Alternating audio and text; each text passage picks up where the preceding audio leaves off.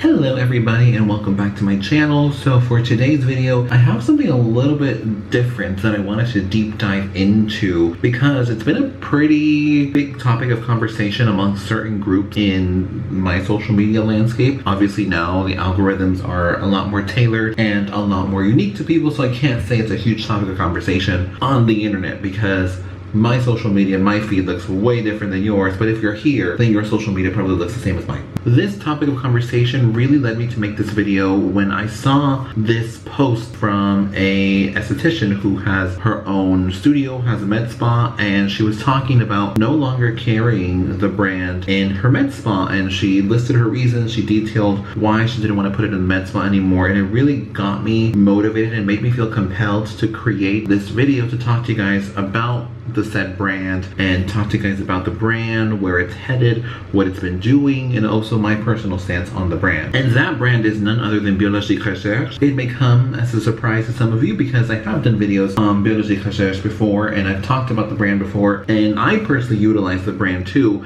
And so I really wanted to make this video to kind of talk about where she's coming from, but also talk about my personal perspective on it and the general scope as to what's going on with the brand too. So if you want to know all things about what's going on with Biologique Recherche at the moment, then keep on watching. I think the most important thing to start this off with is really understanding where the brand comes from and why they do what they do and why they are where they are right now. So Biologique Recherche is an avant-garde skincare line. That's the best way I can describe it.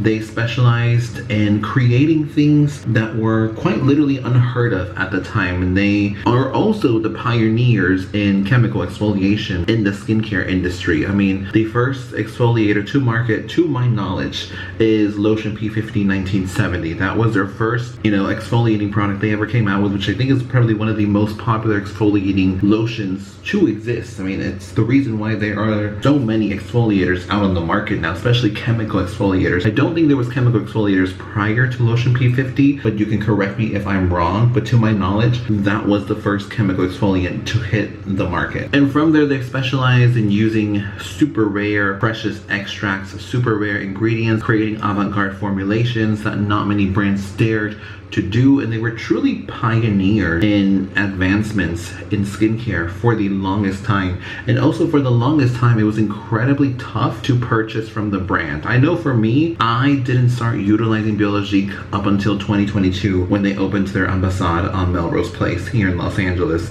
But prior to that, I didn't know where to get the brand. Like, I couldn't buy it online. It wasn't something that I could just, walk into a store and shop from. It wasn't, like a La Mer counter, and it wasn't like a Sisley counter where you could just go into Neiman Marcus and like pick out your creams and your serums. With Biologique, it was a lot more rigorous, if that's the right word, to purchase from them. You had to have a skin instant and you had to talk to a licensed Biologique specialist, somebody who was trained by the brand to talk about the brand, to do the facials, to provide you with a protocol from the brand. And a lot of these people that were trained with Biologique were trained in Paris, where their headquarters at. And that's the one thing I will give credit to Biologique Recherche, and to a lot of these higher medical spa brands like Valmont, like MBR, like Environ, like Danusera as well too, is that they really rely on education and training to anyone they hire on the team. They put a lot of money into training the people that they employ to talk about their brand, to demo the brand, to do facials with the brand, and they have specific methodologies to how to do the facials, to how to talk about the products, and to how to provide a protocol for the clients. So prior to them opening ambassades in America, you had to be recommended by a Biologique specialist exactly which products are tailored for you. And to some degree,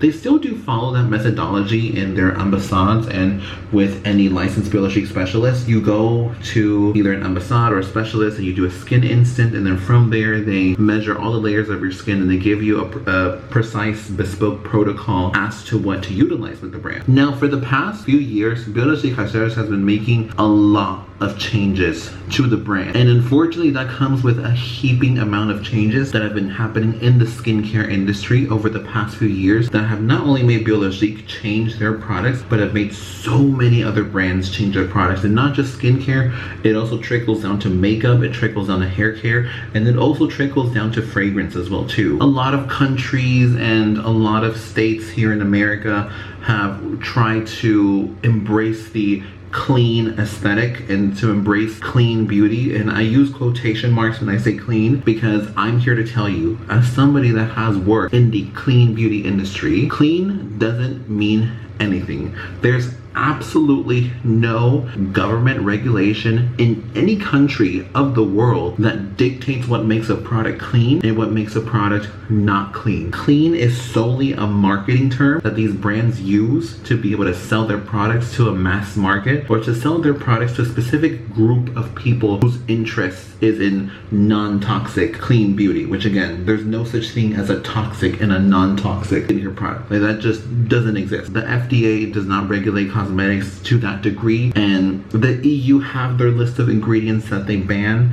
That is the EU, and I do respect that list from the EU. But again, in the grand scheme of things, there is no overpowering government that dictates when a product is clean and when it isn't. And so a lot of companies have followed suit in wanting to clean up their product, and Biologique Recherche is one of those brands. So the biggest thing that they got rid of, which this is not just a US thing, this was a global thing, and to be completely honest, it was for the right reasons. So they did discontinue lotion P50 1970. I believe this was last year, and they discontinued it because it had an ingredient called phenol. Now, phenol is technically a poison, and it was utilized in the P50 1970 in a very, very minuscule dosage. It wasn't something that could generally harm you or kill you. It was a very minimal dosage of phenol, but it made the product extremely effective. And to a lot of clients that utilized lotion P50 1970, they felt that none of the other lotion P50s measured up to what the 1970 provided for their skin. So from there, they lost a huge chunk of their clientele, and they reformulated so many different products within the mix of getting rid of lotion P50 1970. They reformulated the creme vernix, they reformulated the placenta line, they reformulated the VAP02 line, and they also reformulated a lot of the serums too. And then a lot of the serums, the newer ones they were coming out with. Okay, so I have no idea what the hell is going on with my camera. At the moment, I was filming and then it just stopped filming and it wouldn't let me film more, and then I filmed another clip and then it just stopped at like 10 seconds and didn't let me film more. So weird. I have no idea what's going on with my camera. I need a new camera. I've had that camera for such a long time. This year, we're getting a new camera. The Kylie Gore universe is getting an upgrade in quality. As I was saying prior, they reformulated the serums, they reformulated Master Vernix, they reformulated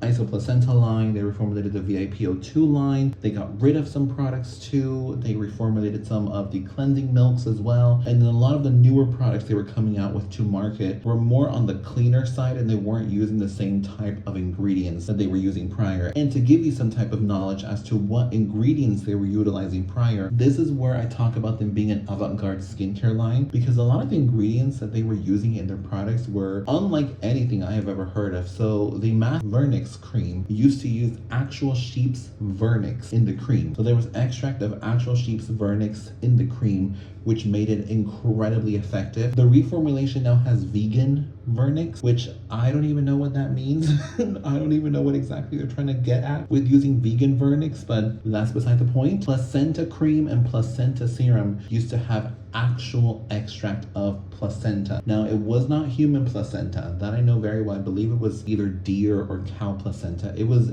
mammal placenta. It was extract of mammal placenta. People that utilize those products can attest to the fact that it had a very pungent and distinct smell. That is because it was an actual extract. The VAP02 line, so Le VAP02, Fluid VAP02, and Clem VAP02, and the mask as well too, had liquid oxygen in the form of perfluorocarbon, which that was banned here in California. Biologique wasn't the only one that got rid of the perfluorocarbons in their products. Valmont got rid of the detox line too, because it also had the liquid oxygen compound. I know some brands were able to get away with it and still have to some degree perfluorocarbons in their product. I know MBR still utilizes it for liquid surgery, and I believe Auteur still utilizes it as well, but aside from that, a lot of the other brands had to completely reformulate and change their oxygenating products. And so with these many changes, clients felt discouraged to buy from Biologique Recherche. They felt like they were lied to. They felt like they were duped. They felt like they were betrayed because they were switching up a lot of these star products that these people came to shop for. And they reformulated everything, and they feel like it's not as effective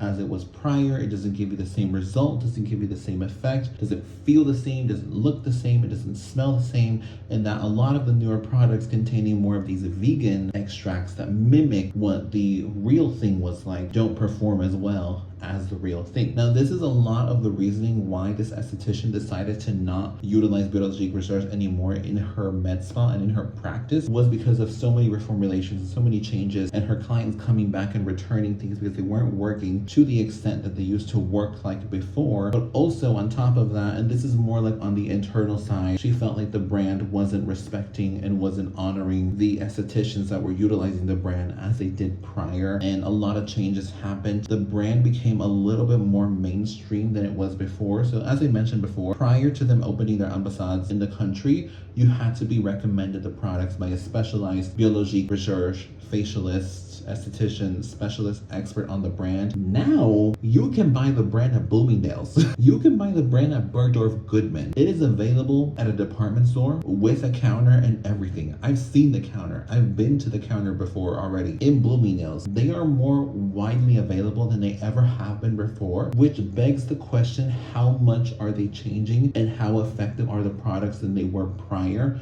when they were less available than they are now? And I do see both sides of these things. I understand why they had to make these changes. I understand that the industry is ever evolving and it is ever changing. Unfortunately, there is a lot of regulations that are changing for cosmetics and what, companies want to allow in their products, but also what consumers want and desire. I'm kind of happy that we're kind of veering away from like this clean beauty movement that makes absolutely no sense, and in fact has damaged so many brands because they've wanted to adapt and to be a part of this movement that makes absolutely no sense. And unfortunately, I do owe a lot of the reasoning why these brands are changing so much of their formulas to the EWG, which has absolutely no merit, has absolutely no scientific evidence to dictate when a product is clean and when it isn't, and what they do is simply fearmonger clients into buying things that will actually damage their skin more than actually fix it. If, believe it or not, clean can sometimes be a lot more harmful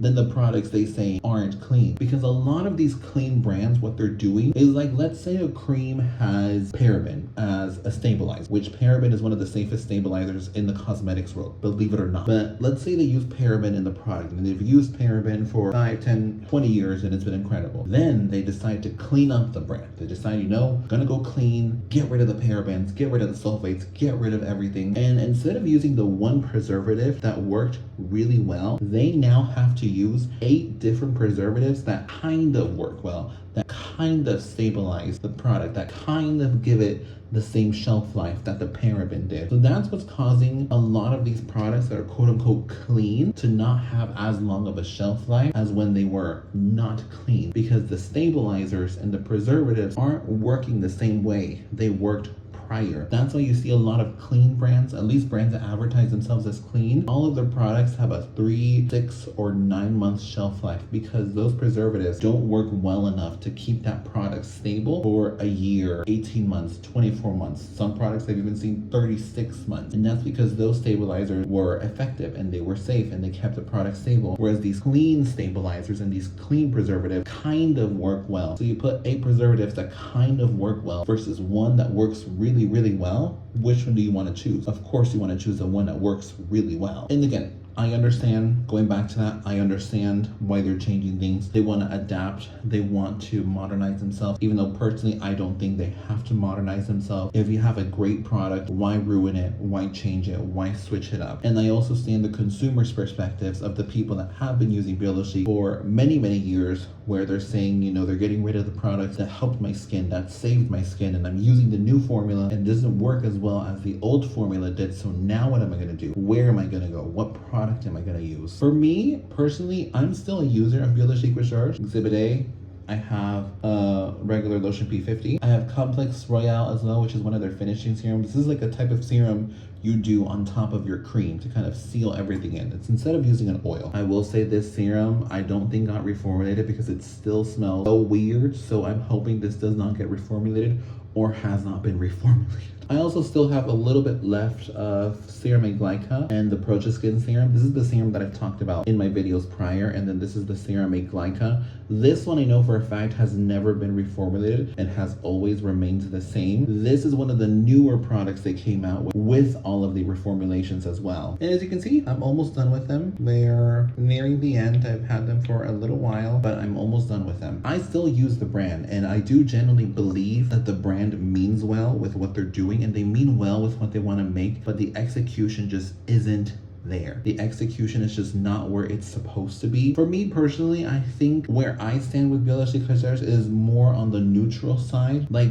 I have found brands already within the time that I purchased the products that I just showed you till now. I have found brands that have provided me with phenomenal results, and they are using the best of the best ingredients. They're using technology that is not being used in a mass market. They're using ingredients that no other company is utilizing, and their standards are a lot higher than most of these commercial companies. And so I have found brands that have provided me with phenomenal results that I want to continue using. Like, of course, Valmont is one of the brands that I've talked about ad nauseum on my channel because they work and they deliver results unlike any other company. Gore is a newer brand that I've been utilizing that I discovered through Biologique Recherche, and they do amazing things. Eighth Day is a phenomenal brand that has so much science backed into it and is created by a board certified dermatologist. Guerlain has they've changed a lot in their brand, and for the better. They've done phenomenal things, and they are putting out phenomenal products that just work exceptionally well.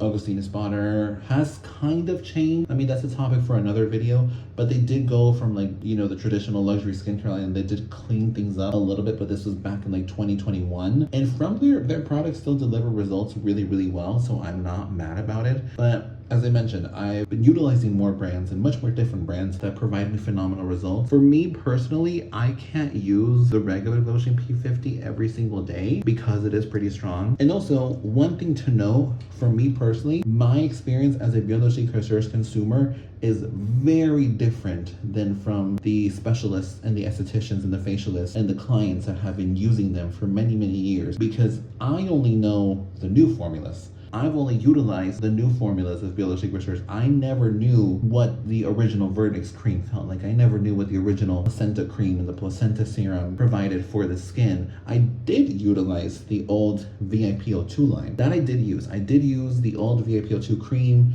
and the cleansing milk, and I never used the mask, but I used those two. So those are the only two products that I utilized that were an older formula. But aside from that, I never knew what the older formulations felt like or looked like or performed like, so I'd have nothing to base my judgment of the brand of other than what people talk about, other than the ingredients changing, and other than, you know, the specialist's perception of the brand from how it's changed to where it's going, to where they want to appeal to a more bigger mass market, jumping into department stores.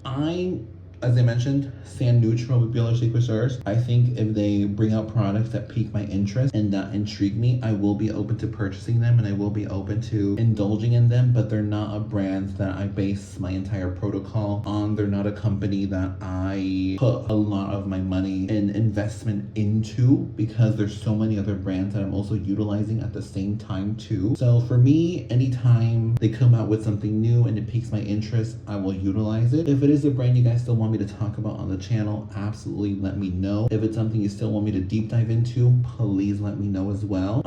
And if you've utilized the original Biologique Recherche line and you've used a new one as well, definitely let me know your thoughts and opinions about this in the comment section down below. With that being said, I'm going to end this video here. I've talked for so long. I'm sure some of you use this as white noise to go to bed. Completely understand.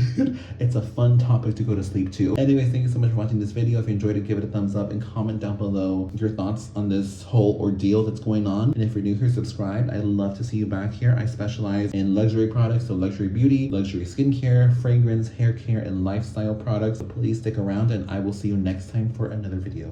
Goodbye.